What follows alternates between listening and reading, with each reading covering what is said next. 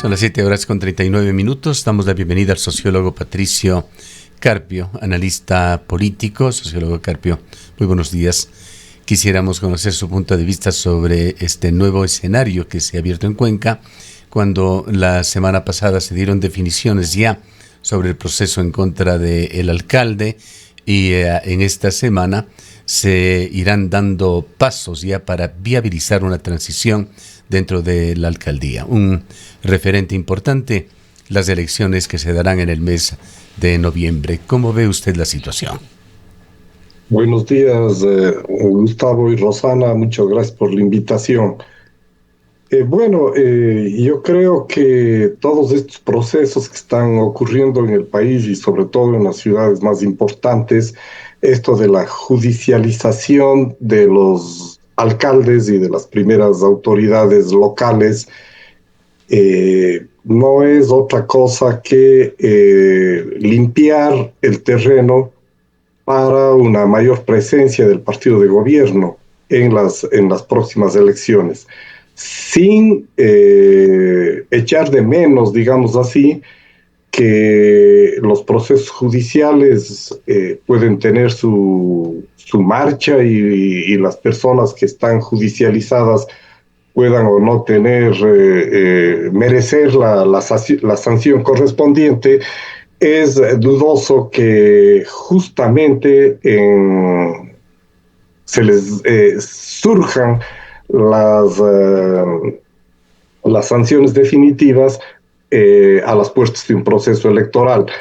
De hecho, eso desmantela estructuras ya más fuertes y más consolidadas en lo regional, y da una ventaja relativa al gobierno para las próximas elecciones.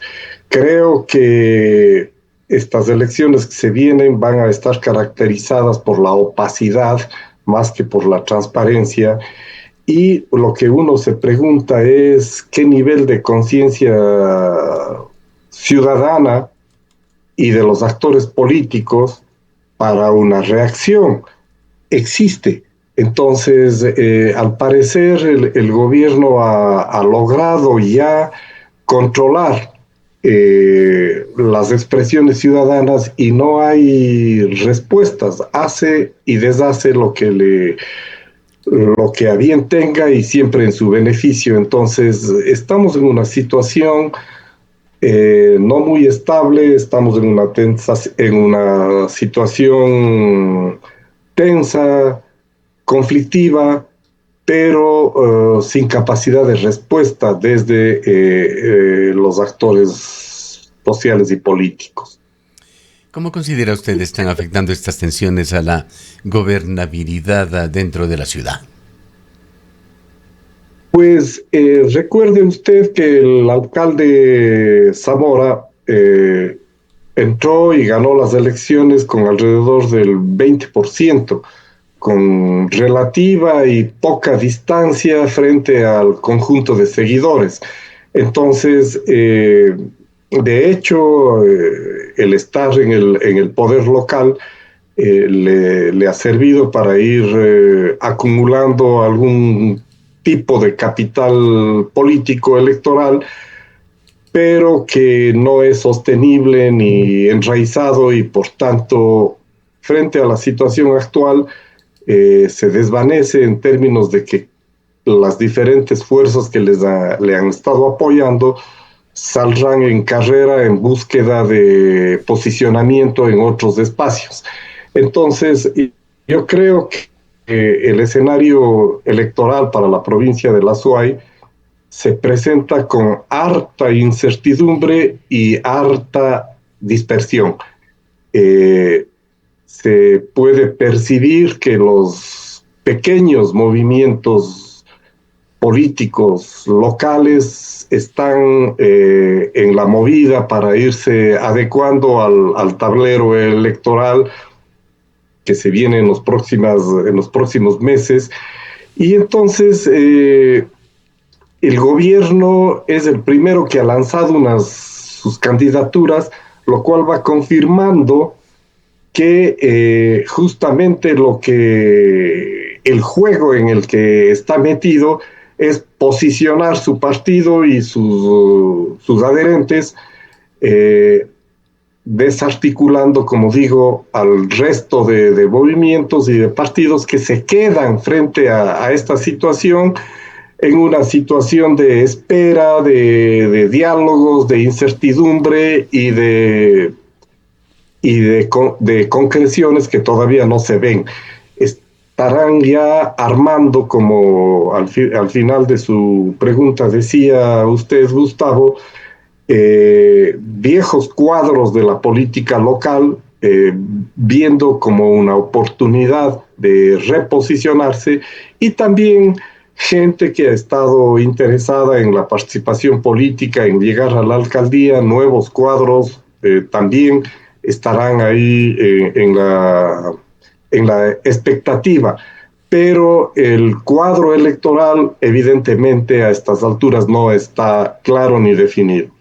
Patricio, muy buenos días, y quizá mi inquietud iba por esta misma línea, ¿no? En estos días hemos visto que han empezado a sonar varios nombres, pero de políticos que de alguna manera ya han estado en el ejercicio de funciones: Fernando Cordero Cueva, que ya fue alcalde; Marcelo Cabrera Palacios; Paul Carrasco; el mismo Pedro Palacios.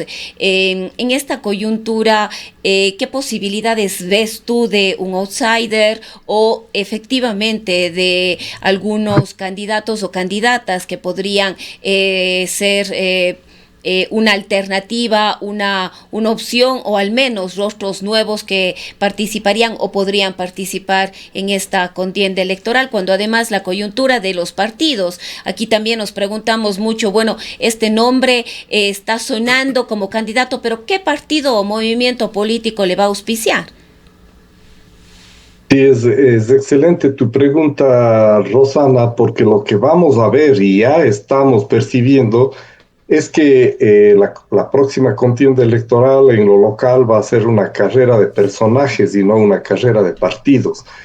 Esto significa que en estos años, en 4 años que hemos tenido en la presencia de un alcalde y de autoridades locales, digamos así, los partidos no se han encargado de construir propuestas alternativas ni de posicionar a candidatos o candidatas o a nuevos liderazgos, diríamos con más propiedad, en el escenario político, de tal forma que estas elecciones sean un punto un punto más o menos final de un proceso de formación política, de posicionamiento de partidos. Entonces, ¿qué es lo que queda? Frente al vacío, efectivamente, como vos has señalado, emergen las viejas figuras que ya tienen un nombre, que ya tienen una referencia, que ya tienen una experiencia. Entonces, veamos qué es lo que pasa y cómo responde la ciudadanía en estas semanas, en redes sociales, en diferentes espacios, sobre estas posibilidades. La presencia o que surjan candidaturas de nuevas personas, pues se escucha algo, pero no termina eso de consolidarse, y creo que esa posibilidad siempre estará articulada a a la relación con alianzas. Entonces uno dice, sí, tal persona, pero ¿quién les respalda? ¿Qué movimientos están atrás o qué partidos están atrás? Y entonces hay ahí una desconfiguración para el elector, una falta de claridad, y pues lo que obviamente ocurrirá en las próximas semanas es que el tablero electoral nos mostrará con más claridad, después de ese proceso de primarias que tienen movimientos y partidos, quién tiene más opciones y quién realmente está ahí de figurete, digamos así, ¿no? Ahora, también podemos creer que la polarización se rompe en este proceso de elecciones seccionales, pues el movimiento oficialista ADN llega con un apoyo que se ha venido reduciendo permanentemente si se evalúa desde la imagen que tiene el presidente de la República, Daniel Noboa. El correísmo sin la posibilidad de participar como tal, es decir, como Revolución Ciudadana, con Cristian Zamora fuera de la contienda. Entonces, un poco podemos creer que esa polarización abre otras posibilidades o no. Sí, yo creo que deja un fuerte espacio para otras candidaturas y otras corrientes, otras personas también diríamos aquí, porque lo que estoy señalando es que hay más personalismos que movimientos o partidos que presenten un proyecto. Entonces sí, yo creo que hay ese espacio. ADN ha puesto dos candidaturas que uno se pregunta, claro, candidaturas que tienen sobre todo el economista Vega, tienen su trayectoria en este gobierno, pero que no tienen absoluta trayectoria en términos de gestión de territorios, ya sea en alcaldía o en la prefectura. Entonces ahí, además de eso y el desgaste del gobierno, son candidaturas que no sé si terminen de alcanzar un 15 o un 18% del electorado. Es Por previsible ellos una votarán. dispersión del voto en las próximas elecciones. Absolutamente, yo creo eso. Y lo que se esperaría, incluso de los viejos cuadros locales, algunos de ellos o todos de ellos muy respetables, se esperaría más bien que hubiese una suerte de alianza y que se proponga una propuesta, un proyecto de ciudad que sea coherente, consistente, retomando experiencias positivas que ha habido en el pasado y proyectándolos al futuro frente a lo que no se ha hecho o lo que se ha distorsionado, sobre todo con esta alcaldía. Pues Cuenca es una ciudad muy importante que ha tenido determinado orden en su crecimiento, pero que vamos viendo cómo transita, digamos así, como dos monumentos, voy a poner como ejemplo, de la Catedral de la Fe a la Catedral del Comercio y del Mercado, con la inauguración de un centro comercial donde hasta estuvo el presidente de la República, lo cual muestra su carácter. Entonces, en esa perspectiva, Cuenca merece retomar un sistema de planificación adecuado que dé respuestas a ese crecimiento inusitado que estamos viviendo ahora con migraciones, con la entrada de capitales de otros lados en el tema de la construcción. Tenemos problemas de movilidad, tenemos problemas de acceso a la ciudad. Cuenca permanentemente está bloqueada por el norte, el sur, el este y el oeste, con las vías de acceso, con un aeropuerto que está a 5 minutos del Parque Calderón. Entonces, necesitamos ese tipo de cosas y no discursos populistas y de obras puntuales como ha caracterizado a la administración que ahora está por concluir. En esta situación de incertidumbre y con los cortos tiempos electorales, ¿ve usted alguna posibilidad de liderazgos emergentes? ¿Podrían surgir en este nuevo escenario ante las demandas de la ciudadanía?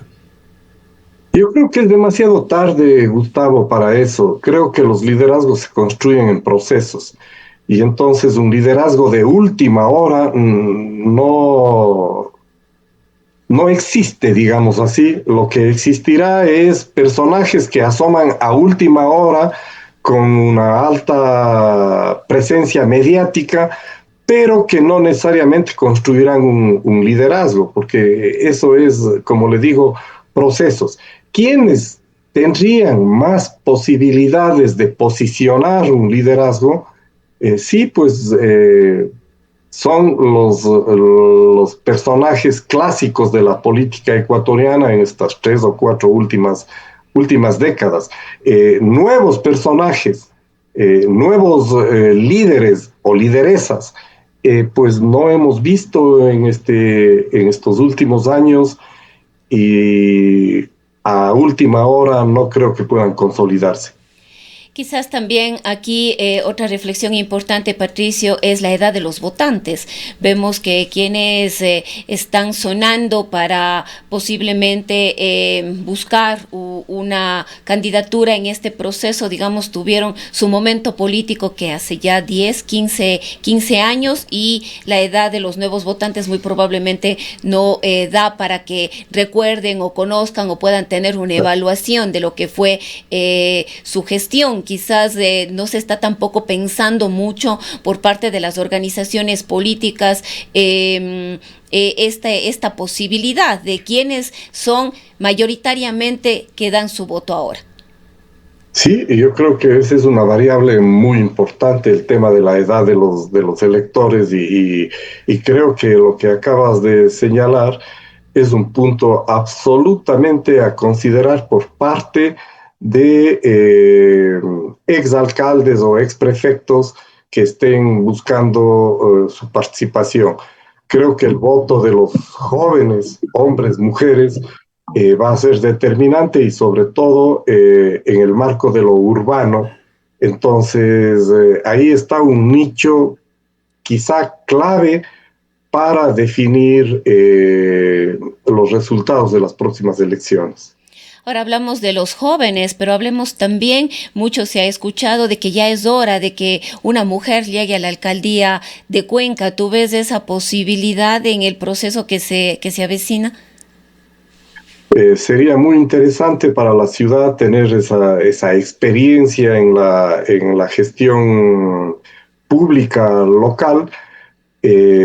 Habría que barajar nombres, no sé, como acabo de decir, no han habido voces fuertes, ni de hombres ni de mujeres, que se hayan posicionado en la conciencia pública ciudadana, y por tanto estamos en mayo a noviembre, tenemos pocos meses.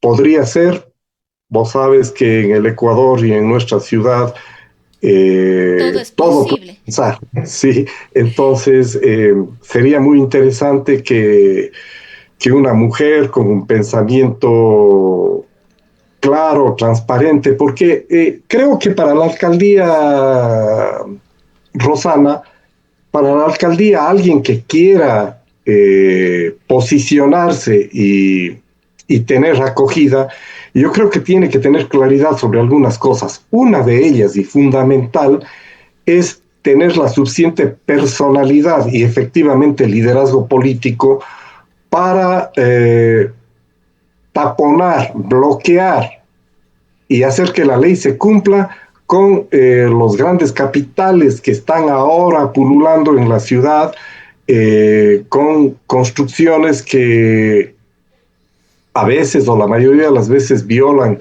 la propia norma de ordenamiento territorial. Ese es un reto súper importante.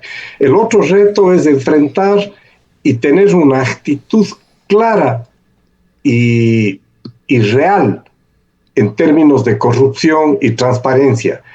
Otro elemento es tener un diálogo asimismo transparente con la ciudadanía, con los diferentes actores sociales y políticos, y por último, ofrecerle a la ciudad un proyecto de ciudad que tenga claras líneas de planificación coherentes y viables, pero planificación. Entonces, esos ejes a mí me parecería que podrían ser como claves para cualquier candidatura que efectivamente quiera responder a las expectativas ciudadanas. Justamente, ¿cómo evalúa usted la percepción ciudadana sobre independencia judicial y el impacto en la legitimidad democrática? Yo creo, Gustavo, que esto es una visión muy pesimista de lo que está pasando. Creo que nos estamos acostumbrando a ese manoseo terrible que hacen los políticos y desde el poder político al sistema judicial y a la violación de la democracia y de las normas constitucionales. El gobierno de Daniel Noboa comenzó hace ya 2 años y más o 3, violando la Constitución al prácticamente marginar y terminar destituyendo a la vicepresidenta. Primer acto absolutamente violatorio a la Constitución, y de ahí han habido muchos otros. Y la reacción ciudadana cada vez es indignante, pero no se expresa de una manera contundente, de tal forma que podamos parar esas actitudes antidemocráticas. Creo incluso que ese proceso de revocatoria de mandato no va a llegar a buen puerto por todas las circunstancias que estamos viviendo. ¿Qué lectura le queda a usted de los cambios que se implementaron la semana pasada en el Consejo Nacional Electoral?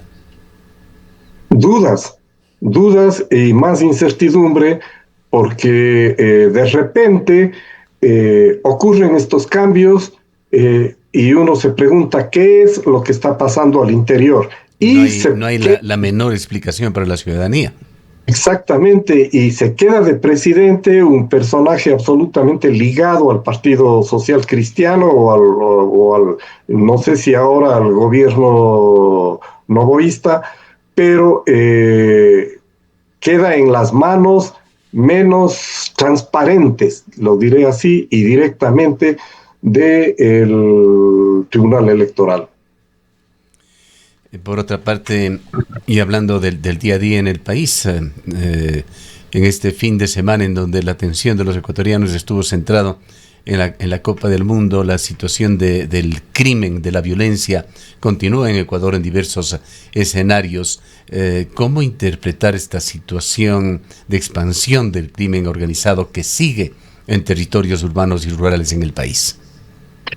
Creo que eso expresa dos cosas que confluyen en una misma: ausencia del Estado y gobierno de pantalla. Eso es lo que tenemos. La ausencia del Estado es evidente frente al crecimiento delincuencial, a muertes que no terminan de explicarse ni de dar con los culpables. Uno de los hechos de esta última semana, aparte de la fiscal en la provincia de Manabí, es el asesinato de Mónica Silva, una activista por los derechos ambientales, los derechos de la naturaleza y contra la corrupción. Un hecho deplorable y una pérdida muy importante, no solo para Santa Elena, sino para el país. Pero esos hechos, aparte de estos personajes y que nos duelen mucho, también nos duele